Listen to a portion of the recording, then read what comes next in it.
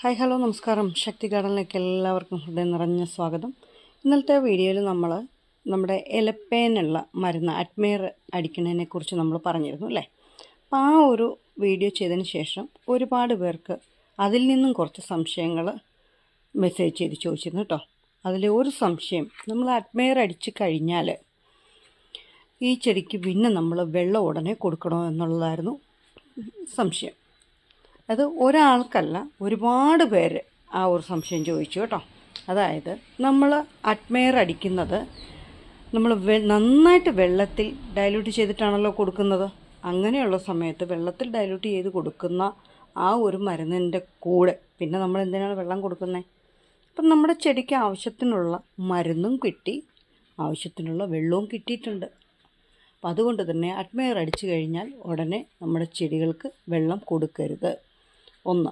2, admire അടിക്കുമ്പോൾ നന്നായിട്ട് ഈ ചെടിയുടെ ഈ ഫുള്ള് ലീഫിൽ കൊടുക്കണം. അങ്ങനെ സ്റ്റെമ്മിലേക്ക് വന്ന് ഈ മണ്ണിലും കണ്ടോ, ഈ താഴെയുള്ള ഈ മണ്ണിലും നിങ്ങൾ നിർബന്ധമായിട്ടും അഡ്മയർ കൊടുക്കണം. അതായത് ലീഫിൽ മാത്രം കൊടുത്ത് അങ്ങ് ഓടിച്ചു പോകരുത്.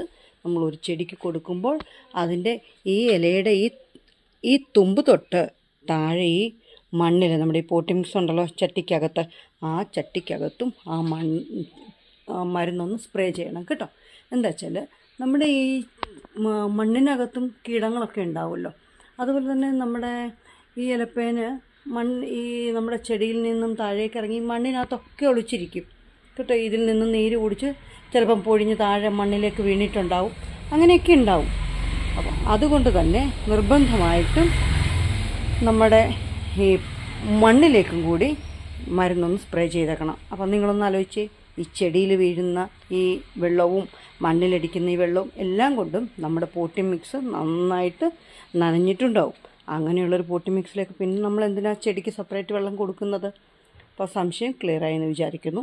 രണ്ടാമത്തെ ഒരു പ്രശ്നം, നമ്മുടെ ഒരു അഗ്ലോണിമ നമുക്ക് തണ്ടി ഈ ചെടി തന്നെ എടുക്കാം. ഇത് പേൾ ഓഫ് മെലോയുടെ ഒരു പ്ലാന്റാണ് കേട്ടോ. ഇത് സെയിലിനുള്ള അല്ല. ഈ പേൾ ഓഫ് മെലോയുടെ ഈ ഒരു പ്ലാന്റ് ഇപ്പോൾ ഇങ്ങനെ ഹെൽത്തി ആയിട്ട് നിൽക്കുക അല്ലേ. പക്ഷെ ഒരു പക്ഷെങ്കിൽ ഇതിന് എന്തെങ്കിലും അഴുകലോ വല്ലതും സംഭവിച്ചിട്ടുണ്ടെങ്കിൽ നമുക്ക് പെട്ടെന്ന് കണ്ടുപിടിക്കാൻ പറ്റില്ല. കാരണം അഗ്ലോണിമയുടെ ഒരു സ്വഭാവം എന്താ വെച്ചാൽ, ഈ താഴ്ഭാഗം മുഴുവൻ അഴുകിപ്പോയി കഴിഞ്ഞാലും മേളിലേക്കുള്ള ആ ലീഫും ആ സ്റ്റെമ്മും ഒക്കെ നല്ല ഫ്രഷായിട്ട് നിൽക്കും. കാരണം ഒരു തളർച്ച, ഒരു ക്ഷീണഭാവം അതിൻ്റെ മേളിലേക്ക് നോക്കിയാൽ നമുക്ക് കാണാൻ പറ്റില്ല. മനസ്സിലായോ? അതിന് ആ ഒരു ക്ഷീണഭാവം നമുക്ക് കാണാൻ പറ്റില്ല. അപ്പം നമ്മൾ ഒരു ചെടി, അയ്യോ ഇതിനെന്താ ഇലയ്ക്കൊരു ചെറിയൊരു ഭാവമാറ്റം ഉണ്ടല്ലോ എന്ന് വെച്ചിട്ട് നമ്മൾ എടുക്കാൻ ചെല്ലുമ്പോൾ ഒരു പക്ഷെങ്കിൽ നമ്മുടെ അഗ്ലോണിമ മുറിഞ്ഞ് ആ ഇടഭാഗം വെച്ചിട്ട് മുറിഞ്ഞിട്ട് ആ മണ്ണിൽ കിടക്കുന്നുണ്ടാവും. നമ്മൾ വിചാരിക്കത് നിവർന്ന് നിൽക്കുവാണെന്ന്, പക്ഷെ അല്ല.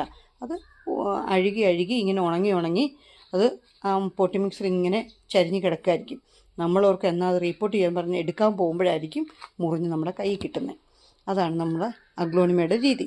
അപ്പോൾ അങ്ങനെ വരുന്ന ഒരു സമയത്ത് ഉണ്ടാകുന്ന നമ്മുടെ ഒരു സംശയം, നമ്മൾ സാധാരണ എന്താ ചെയ്യുക? അങ്ങനെ അഴുകി ഒടിഞ്ഞ ആ ഒരു തണ്ട് നമുക്ക് കിട്ടിയാൽ നമ്മളവിടെ തന്നെ ആ സൈഡിലെല്ലാം ഒന്ന് അഴുകലെല്ലാം ഒന്ന് കൈകൊണ്ട് തന്നെ ചിലർ അങ്ങോട്ട് കളഞ്ഞയച്ച് അത് ആ മണ്ണിലോട്ട് തന്നെ ഞാൻ കുത്തിവെക്കും. ഒരിക്കലും നിങ്ങളങ്ങനെ ചെയ്യരുത് കേട്ടോ. ആ മണ്ണിലേക്ക് കുത്തിവെച്ചാൽ ഈ കീടബാധയുള്ള മണ്ണിലേക്ക് തന്നെയാണ് നമ്മൾ ആ ചെടി കുത്തുന്നത്. പിന്നെ അതെങ്ങനെ കിളുത്ത് വരും? അപ്പം നിങ്ങൾ എന്താ ചെയ്യണ്ടേ? അങ്ങനെ അഴുകിയ ഒരു തണ്ട് നമ്മുടെ കയ്യിൽ കിട്ടിയാൽ ആദ്യം തന്നെ സാഫ് കലക്കിയ വെള്ളത്തിൽ അത് മൊത്തത്തിൽ ലീഫ് ഉൾപ്പെടെ നമ്മൾ പച്ചക്കറിയൊക്കെ കൊണ്ടുവരുമ്പോൾ ഒലച്ച് കഴിയില്ലേ, അമ്മാതിരി തന്നെ സാഫ് കലക്കിയ വെള്ളത്തിൽ നന്നായിട്ട് ചെടി കഴുകിയെടുക്കുക. എന്നിട്ട് ആ വെള്ളം വാലാൻ വെക്കുക. പുതിയൊരു പോട്ടി മിക്സ് ഉണ്ടാക്കണം നമ്മൾ നേരത്തെ പൊട്ടി മിക്സ് നമ്മൾ ഈ അഴുകിയ ചെടി നടാൻ പിന്നെ ഉപയോഗിക്കരുത്.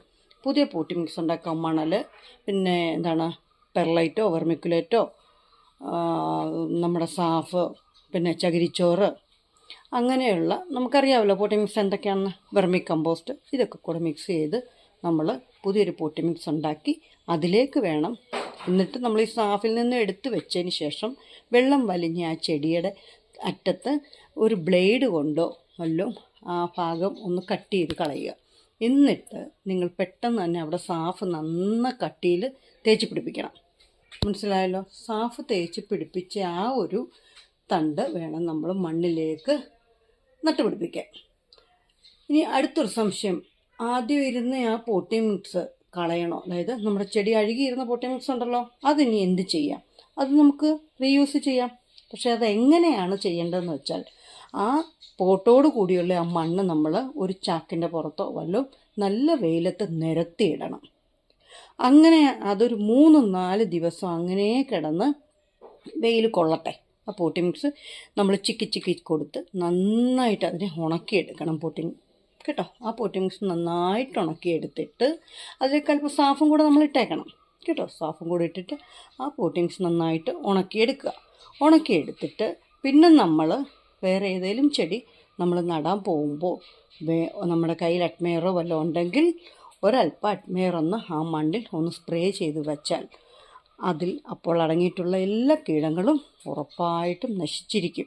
ആ മണ്ണ് നമുക്ക് നമ്മുടെ ചെടിയെ വളർത്തിക്കൊണ്ടുവരാൻ വളരെ യോജ്യമാണ്. അപ്പോൾ ആ 2 സംഭവം ക്ലിയറായെന്ന് വിചാരിക്കുന്നു. പിന്നെ നമ്മൾ അടുത്ത ഒരു സംശയം, ഇപ്പോൾ ചൂട് കൂടുതലാണ്, നമ്മുടെ ചെടികൾക്ക് എങ്ങനെ വെള്ളം കൊടുക്കുന്നു എന്നുള്ളതാണ്. അപ്പം നമ്മൾ ഈ 19 പോലെയുള്ള NPK വളങ്ങൾ കൊടുക്കുമ്പോൾ, ഇന്ന് ഞാൻ എൻ്റെ ചെടികൾക്ക് NPK വളം കൊടുത്തു എന്ന് വിചാരിക്കുക. എന്നിട്ട് നാളെ നമ്മൾ ഈ ചെടി നനയ്ക്കണോ എന്ന് ഒരാൾ സംശയം ചോദിച്ചിട്ടുണ്ട്. വേണ്ട, അങ്ങനെ ചെയ്യരുത്. നമ്മൾ NPK വളങ്ങൾ ചെയ്യുമ്പോൾ അതിനകത്ത് നമ്മൾ നിറയെ വെള്ളത്തിൽ കലക്കിയാണ് നമ്മൾ ഈ വളം പ്രയോഗിക്കുന്നത് അല്ലേ. നന്നായിട്ട് വെള്ളത്തിൽ കലക്കിയിട്ടാണ് നമ്മൾ 19 അങ്ങോട്ട് തളിച്ചു കൊടുക്കുന്നത്. അപ്പോൾ അതിന് ചെടിക്ക് വേണ്ട ആഹാരവും ചെല്ലുന്നുണ്ട്, അതിന് വേണ്ട വെള്ളവും നമ്മൾ ആ കൂട്ടത്തിൽ കൊടുക്കുന്നുണ്ട്. പിന്നെ പ്രത്യേകിച്ച് നമ്മൾ അടുത്ത ദിവസം നമ്മുടെ ചെടികൾക്ക് വെള്ളം കൊടുക്കരുത്. കാരണം അഗ്ലോണിമ എന്ന് പറയുന്നത് വളരെ അതിൻ്റെ തണ്ടിൽ വെള്ളം സ്റ്റോർ ചെയ്ത് വെച്ചിരിക്കുന്ന ഒരു പ്ലാന്റാണ്. 2 വളരെ സെൻസിറ്റീവാണ്. ഇതൊക്കെ നമുക്കറിയാവുന്ന കാര്യമാണ്. അങ്ങനെയുള്ള പ്ലാന്റിന് ഓവർ വാട്ടറിങ് നമ്മുടെ ചെടിയെ നശിപ്പിക്കും കേട്ടോ. അതുകൊണ്ട് നമ്മൾ NPK വളങ്ങളൊക്കെ കൊടുക്കുമ്പോൾ നമ്മൾ വെള്ളത്തിൽ ഡൈല്യൂട്ട് ചെയ്ത് കൊടുക്കുന്നതിനാൽ അതിനാവശ്യത്തിനുള്ള വെള്ളം ചെടിക്ക് കിട്ടുന്നുണ്ട്. അതിൻ്റെ കൂട്ടത്തിൽ പിറ്റേ ദിവസം നിങ്ങൾ വെള്ളം കൊടുക്കരുത്. അപ്പോൾ ഇത്രയും ക്ലിയറായി കാണുമല്ലോ. ഇനി എന്തെങ്കിലും സംശയങ്ങൾ നിങ്ങൾക്കുണ്ടെങ്കിൽ 8848296441 ഈ നമ്പറിലേക്കൊന്ന് മെസ്സേജ് ചെയ്തേക്കണം. ഇത്രയൊക്കെയുള്ളൂ നമ്മുടെ ഇന്നത്തെ ചർച്ചാ വിഷയം. ഓക്കെ, ഇന്നത്തെ ചിന്താവിഷയം കൂടെ കഴിഞ്ഞു കേട്ടോ. അടുത്ത ദിവസം നമുക്ക് കുറച്ച് ചെടികളും കുറച്ച് വിശേഷങ്ങളുമായിട്ട് നമുക്ക് വീണ്ടും കാണാം കേട്ടോ. ഇനി അടുത്തൊരു ചെടിയുടെ ഒരു സ്റ്റോക്ക് നമുക്ക് വരുന്നുണ്ട്. ടൈഗർ റെഡിൻ്റെ അപാര കുറച്ച് പ്ലാന്റ്സ് വരുന്നുണ്ടെന്നാണ് അറിഞ്ഞേക്കുന്നത് കേട്ടോ. അത് ബുഷി പോട്ടാണ്. ബുഷി പോട്ടിന് റേറ്റ് കൂടുതലായിരിക്കും, എന്നാലും ഒരു പോട്ടിനകത്ത് 2-3 പ്ലാന്റ്സ് ഉണ്ടെന്നാണ് അവർ പറഞ്ഞേക്കുന്നത്. പ്ലാന്റ് സൈസ് ഞാൻ കണ്ടിട്ടില്ല. എന്തായാലും നല്ല കുറച്ച് പ്ലാന്റ്സ് വരുന്നുണ്ട്. അപ്പോൾ കുറച്ച് ചെടികളും കുറച്ച് വിശേഷങ്ങളും ഒക്കെ ആയിട്ട് നമുക്ക് വീണ്ടും കാണാം. സംശയങ്ങൾ എന്തെങ്കിലും ഉണ്ടെങ്കിൽ നിങ്ങൾ വാട്സപ്പിൽ മെസ്സേജ് ചെയ്യണം കേട്ടോ. അപ്പോൾ അടുത്ത ദിവസം അടുത്ത ചെടിയും അടുത്ത കുറച്ച് വിശേഷങ്ങളുമായിട്ട് നമുക്ക് വീണ്ടും കാണാം. Okay, thank you, by.